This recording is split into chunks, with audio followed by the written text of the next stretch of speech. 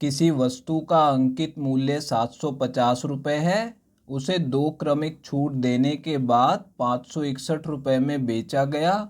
यदि पहली छूट 15% है तो दूसरी छूट क्या है, ये हमें बताना है दोस्तों।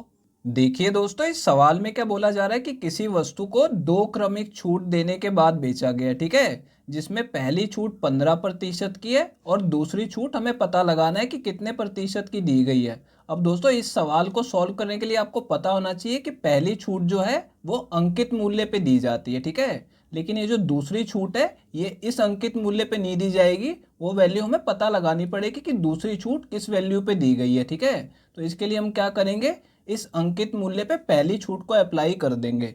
तो देखिए यहाँ पे अंकित मूल्य 750 रुपये है, ठीक है, और इस पे पहली छूट दी गई है 15% की। अगर मैं इस पे 15% छूट देने के बाद की वैल्यू निकालूंगा तो मैं इसे 85% से गुणा कर दूंगा, ठीक है। यानी कि मैंने 100 में से 15 को घटा लिया, ठीक है, तो यहाँ पे 85% आ जाएगा। अब देखिए दोस्तों, यहाँ पे 0 से 0 कट जाएगा और इन दोनों को हम 5 से काट लेंगे। तो इसे 5 से काटेंगे तो ये 15 पे कट जाएगा, 15 पंजे 75 होता है, ठीक है। इसे 5 से काटेंगे तो 2 आ जाएगा। अब देखिए 2 को और नहीं काटा जा सकता, पहले ऊपर वाली वैल्यू को गुणा कर लेंगे। अब 15 को हम 5 से गुणा करेंगे तो कितना आ जाएगा, 75 आ जाएगा। तो यहाँ पे 5 लिख देता हूँ और 7 हासिल में चला जाएगा। और देखिए 15 अट्ठे 120 होता है, 120 और 7 127 आ जाएगा, ठीक है। तो यहाँ पे 127 आ गया और नीचे भाग में अभी 2 बचा हुआ है, ठीक है। अब इस 2 से इसे काट लेंगे। तो देखिए यहाँ पे 2 से इसे काटेंगे तो ये पहले 6 पे कटेगा, फिर ये 3 पे कटेगा और एक शेष बचेगा तो 15 हो जाएगा। फिर ये 7 पे कटेगा और एक और शेष बचेगा यानी कि 0.5 आ जाएगा, ठीक है। तो दोस्तों देखिए यहाँ पे 637 रुपये 50 पैसे आ गया। तो मैं यहाँ पे इसे नीचे लिख दूंगा। अब ये 637 रुपये 50 पैसे दोस्तों क्या आया है, ये अंकित मूल्य आया है जिसपे हमें दूसरी छूट देनी है, ठीक है।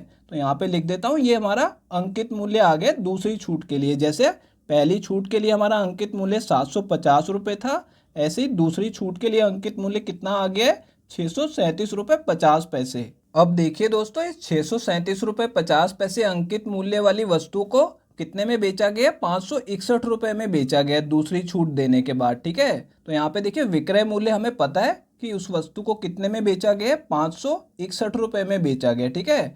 हमें क्या पता लगाना है, दूसरी छूट कितने प्रतिशत की है। तो इसके लिए हमें पहले क्या पता लगाना होगा कि छूट कितने रुपए की दी गई है, ठीक है। तो उसके लिए हमें क्या करना होगा, इन दोनों का अंतर निकालना होगा, इन दोनों को माइनस करके देख लेंगे।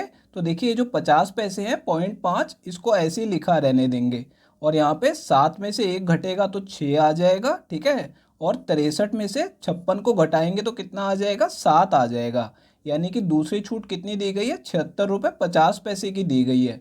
लेकिन हमें इसे प्रतिशत में पता लगाना है। अब देखिए दोस्तों, प्रतिशत में कैसे पता लगाएंगे, 76 रुपये 50 पैसे की छूट अंकित मूल्य पे दी गई है, ठीक है। तो इसे इसके अंकित मूल्य से भाग कर देंगे, यानी कि 637 रुपये 50 पैसे से भाग कर देंगे और प्रतिशत में बदलने के लिए 100 से गुणा भी कर देंगे, ठीक है।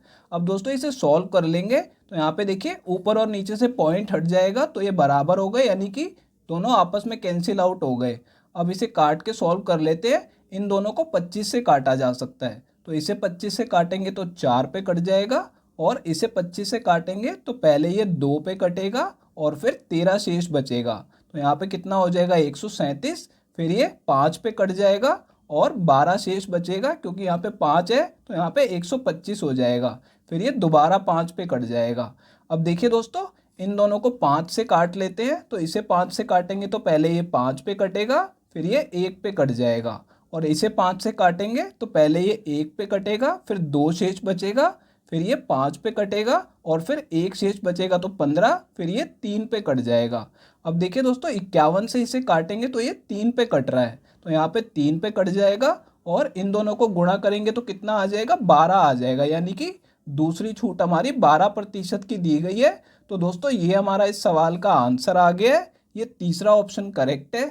दोस्तों अगर ये वीडियो आपको पसंद आई हो तो इसे लाइक कर दीजिए और दोस्तों अगर आप लोग चैनल पे नए हैं तो चैनल को सब्सक्राइब जरूर कर लीजिएगा और दोस्तों नोटिफिकेशन बेल को दबाना बिल्कुल मत भूलिएगा।